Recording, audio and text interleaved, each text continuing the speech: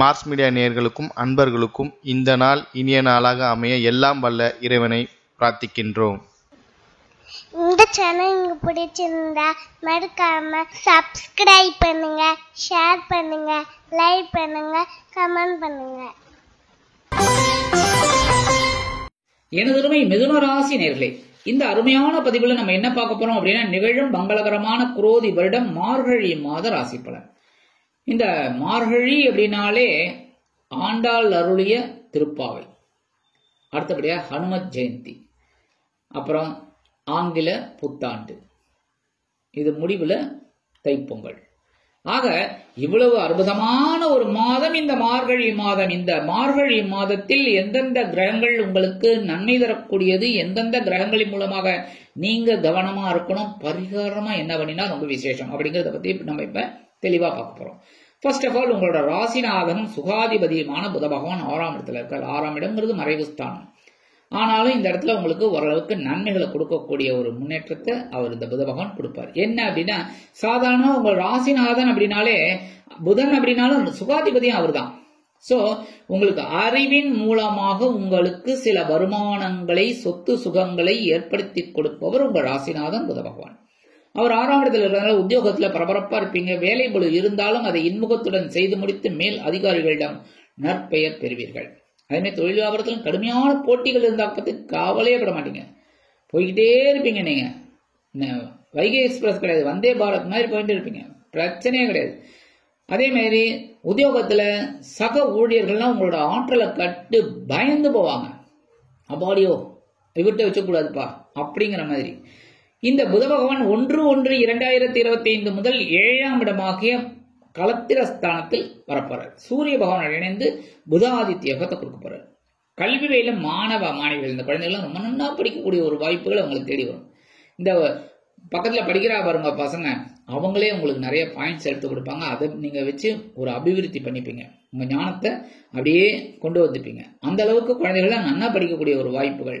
அதே மாதிரி உத்தியோகம் தேடுற குழந்தைகளுக்கு நல்ல உத்தியோகம் கிடைக்கும். எழுத்து மற்றும் அச்சுத்துறையில் இருக்கும் நண்பர்களுக்கு புதிய வாய்ப்புகளின் மூலம் கண்டிப்பாக ஒரு வாழ்க்கையில் முன்னேற்றம் வந்து சேரும். இருக்கிற காரியங்கள்லாம் அற்புதமா இருக்கும் அவளுக்கு. அதே மாதிரி கலைத்துறையை சேர்ந்த அன்பர்களுக்கெல்லாம் ஒரு மாற்றங்கள் அருமையாக நிறைவேறும். அற்புதமான ஒரு முன்னேற்றத்தை காண்பார்கள். 5/12 கூடிய அதிபதி சுக்கிரவான் 8ஆம் இடத்துல மறைவு. கரெக்டா? அப்ப குழந்தைகளின் மூலம் சில குழப்பங்கள் இருந்தாலும் சந்தோஷமா இருக்கும். அதே மாதிரி ஆன்மீக பயணங்கள் உங்களுக்கு அற்புதமா அல்வா மாதிரி கிடைக்கும். அதுவே பெரிய விஷயம். அதே மாதிரி திடீர்னு ஏதாவது எதிர்பாராத செலவுகள் வந்து சேரலாம். சில பேருக்கு விலை உயர்ந்த பொருளை வாங்கறதுக்காகவே செலவுகள் இருக்கும். சில பேருக்கு வெளிநாடு போகக்கூடிய ஒரு செலவுகள் வந்து சேரும். இந்த மாதிரி செலவுகள் வர்றதுக்கு வாய்ப்புகள் இருக்கு. 30/12/2024 முதல் இந்த சுக்கிரபகவான் எங்க வரப்போறான்னு பாத்தீங்கன்னா, பாக்கியஸ்தானமாக 9ஆம் இடத்துக்கு வந்துடுறாரு. 9ஆம் இடம்ங்கிறது பாக்கியம்னாலே என்ன, பாக்கியத்தை அனுபவிக்கக்கூடிய ஒரு வாய்ப்பினை இந்த சுக்கிரபகவான் கொடுப்பாரு. என்ன உத்தியோகத்துல நீங்க எதிர்பார்த்த அந்த உயர்வுகள், தொழில் வியாபாரத்தில் லாபம், இதெல்லாம் வரத்துக்கு வாய்ப்புகள் கண்டிப்பா இருக்கு. சில பேருக்கு பொழுதுபோக்கு அம்சங்களில் நாட்டம் அதிகரிக்கும். சினிமா அப்படி இப்படி எல்லாம் போயிட்டு சந்தோஷமா இருக்கக்கூடிய ஒரு வாய்ப்புகள். அடுத்தபடியா 6/11 கூடிய அதிபதி செவ்வாய் பகவான் தனவாக்கு குடும்பஸ்தானமாக 2ஆம் இடத்துல இருக்கார். 2ஆம் இடத்துல இருக்கிறது ரொம்ப விசேஷம் தான், பரவாயில்ல. ஆனால் நீச்சமடைந்து வக்கரகதியில் இருக்கார். அப்ப ஏதாவது ஒரு ஆதிபத்தியத்தை அவர் இது பண்ணுவார். 6/11 அப்படிங்கும்போது தொழில கொஞ்சம் கடுமையா பாடுபட்டாதான் லாபம்.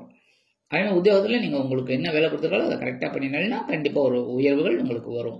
இருந்தாலும் கொஞ்சம் தடை தாமதங்கள் ஆகலாம். ஆனாலும் 6ஆம் இடம் அப்படிங்கிறதுனால பகைரனும் ரோகாதிபதி, உடல் ஆரோக்கியத்துல கொஞ்சம் கவனமா இருக்கணும். அதே மாதிரி மனசுல கொஞ்சம் சின்ன சின்ன குழப்பங்கள்லாம் இருக்கும், அதெல்லாம் பெருசு பண்ணாம அப்படியே போயிட்டு இருங்க. தொழில் வியாபாரம் கடுமையா பாடுபடணும். இந்த நேரத்துல சில பேருக்கு கடன் வாங்கக்கூடிய ஒரு சூழல் உண்டாகும். ஒன்னு தொழிலை அபிவிருத்தி பண்றதுக்கு, இல்லைன்னா ஏதாவது ஒரு வகையில ஒரு கடன் வாங்குற மாதிரி ஒரு சிச்சுவேஷன் வரும். அத சில பேருக்கு அமையும். அடுத்தபடியா சீருடை பணியாளர்களாகிய காவல், ராணுவம், தீயணைப்புத்துறை, மருத்துவத்துறையில் வேலை பார்க்கும் அன்பர்களுக்கு எதிர்பார்க்கும் இடமாற்றம், பதவி மாற்றம், பதவி உயர்வு, சம்பள உயர்வு சற்று காலதாமதமாகி பிறகு நிறைவேறும். அடுத்தபடியா சகாயாதிபதி சூரிய பகவான் 7ஆம் இடமாகிய களத்திரஸ்தானத்தில் இருக்கார். ஏற்கனவே புத பகவான் 1ஆம் தேதியிலிருந்து அவரும் வந்து சேர்ந்துக்கிறார். சோ என்ன பண்ணணும் அப்படின்னா, வாழ்க்கை துணையோட உடல் ஆரோக்கியத்துல கவனமா இருங்க. தொழில் வியாபாரத்துல கூட்டாளிகள்கிட்ட கொஞ்சம் கவனமா இருங்க. அதே மாதிரி நண்பர்கள்ட்ட பேசும்போது எச்சரிக்கையாக இருப்பது நல்லது. சகாய முயற்சிகளின் பேரில் முன்னேறலாம். முயற்சிகளை விடவே விடாது, போயிட்டே இருக்கணும். அதே மாதிரி உத்தியோகம் புதுசாக ட்ரை பண்ணுறேன் அப்படின்னா இப்போ இன்டர்வியூ கார்டாக வரும், ஒரு 4 இன்டர்வியூ ஃபெயிலியர் ஆகும். அதை பற்றிலாம் கவலைப்படாதீங்க. அப்படியே உங்கள் முயற்சிகளை விடாமல் வேணும், நல்ல உத்தியோகம் உங்களுக்கு கண்டிப்பாக அமையும். அடுத்தபடியாக 7, 10 குடை அதிபதி குரு பகவான். அவர் 12ஆம் இடமாகிய அயனசயன பவஸ்தானத்தில் இருக்கார். ஓரளவுக்கு பரவாயில்ல, இடமாற்றம் கிடைக்கலாம். ஆனால் வக்ரகதியில் இருக்கார் அப்படிங்கும்போது ஓரளவுக்கு உங்களுக்கு செலவுகள் கட்டுப்பாட்டுக்குள் வரும் ஓரளவுக்கு. அதேமாரி களத்திரத்தின் மூலமாக சில நன்மைகள் உங்களுக்கு வந்து சேரலாம். கூட்டாளிகள் அனுகூலமாக இருப்பார்கள் என்றாலும் கூட்டாளிகளிடம் விஷயத்தில் கவனமாக இருப்பது நல்லது. தொழில், வியாபாரம், உத்தியோகம் இதிலெல்லாம் கொஞ்சம் கவனம் எடுத்து செய்யறது ரொம்ப நல்லது. அடுத்தபடியா இந்த குரு பகவான் உங்களோட சுகஸ்தானத்தை 5ஆம் பார்வையா பார்க்கிறார். சுகத்துக்கு குறைவில்லை. ஏன்னா குரு பகவான் சுப பார்வைங்கிறதுனால நீங்க எடுக்கிற காரியங்கள்லாம் அற்புதமா இருக்கும். உறவினர்கள் ஆதரவா இருப்பாங்க. வெளியூர் அல்லது வெளிநாட்டு பயணங்கள் உங்களுக்கு அற்புதமா இருக்கும். இடமாற்றம் இனிமையாக அமையும். அடுத்தபடி 7ஆம் பார்வை உங்களோட பகையினர் யோகஸ்தானத்தை பார்க்கிறார். 6ஆம் இடத்தை பார்க்கறது என்ன? ஜெயம் தான், வெற்றி தான். சூப்பரா நீங்க மாடு போயிட்டே இருப்பீங்க. வேலை வேலை வேலை, அதுமாதிரி தொழில் தொழில் தொழில், சூப்பரா போயிட்டே இருப்பீங்க. அதுக்கு உண்டான உயர்வுகள் உங்களுக்கு கண்டிப்பா கிடைக்கும். அடுத்தபடியாக 9ஆம் பார்வை உங்க அஷ்டமஸ்தானத்தை பார்க்கிறார். மனசுல என்னென்ன குழப்பம் இருந்தாலும் கவலையே பட மாட்டீங்க. உடல் ஆரோக்கியத்தில் மட்டும் கொஞ்சம் கவனமா இருங்க. ஆனா குருவோட பார்வைங்கிறதுனால ஒன்றும் பிரச்சனை இல்லை, இருந்தாலும் கவனமா இருக்கிறது நல்லது. சரியா? அடுத்தபடியாக 8, 9 குடை அதிபதி சனீஸ்வரன் பாக்கியஸ்தானத்தில் இருக்கார். அற்புதம். 9ஆம் இடத்து அதிபதி 9ஆம் இடத்திலே இருக்கார். ஆட்சி, மூல திரிகோணம். ஸோ தந்தையார் உங்களுக்கு ஆதரவா இருப்பார். தந்தை வழி உறவினர்கள் ஆதரவாக இருப்பார்கள். அதே மாதிரி நீங்க பூர்வீக சொத்துக்கள் உங்க கைக்கு வரத்துக்கு வாய்ப்புகள் நிறைய இருக்குங்க. தந்தையாரோட சொத்துக்கள் இந்த மாதிரி வரத்துக்கெல்லாம் உங்களுக்கு வாய்ப்புகள் நிறைய இருக்குங்க.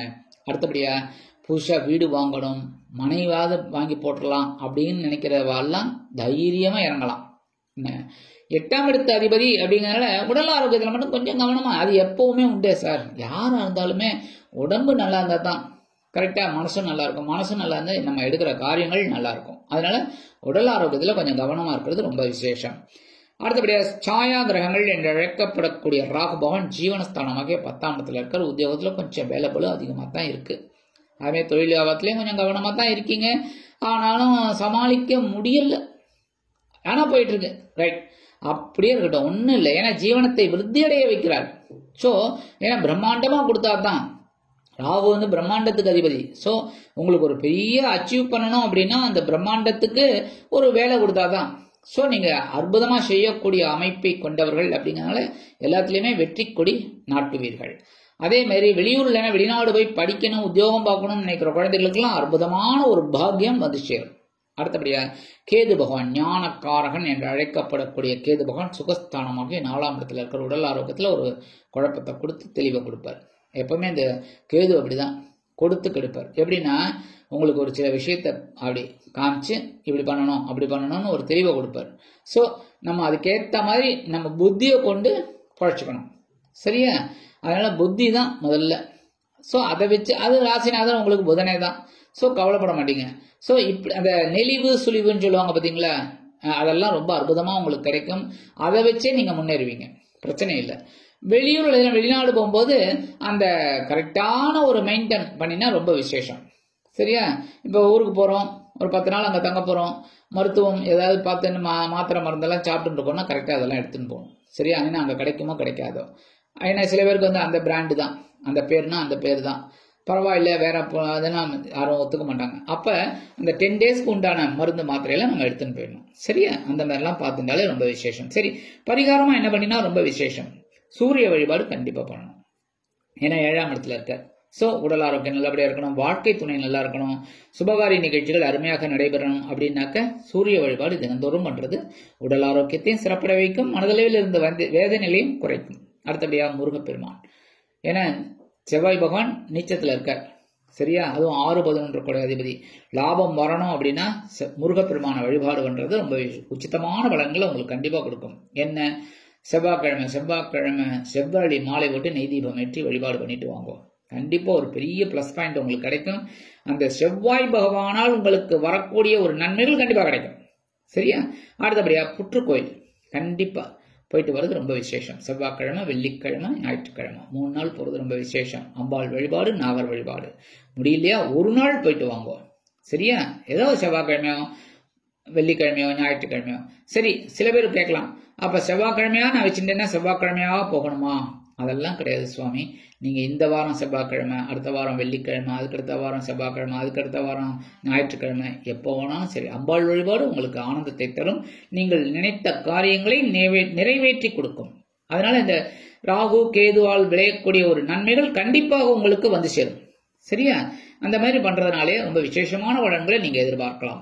ஆக இந்த சிறு பரிகாரங்களின் மூலம் மார்கழி மாதம் அற்புதமான மாற்றத்தையும் முன்னேற்றத்தையும் கண்டிப்பாக கொடுக்கும் என்று கூறி விடைபெறுகிறேன். நன்றி, வணக்கம். மீண்டும் ஒரு அருமையான பதிவில் நான் உங்களை மனமகிழ்ச்சியோடு சந்திக்கிறேன். வாழ்த்துக்கள். வாழ்க வளமுடன். இந்த சேனல் உங்களுக்கு பிடிச்சிருந்தா மறக்காம சப்ஸ்கிரைப் பண்ணுங்க, லைக் பண்ணுங்க, ஷேர் பண்ணுங்க.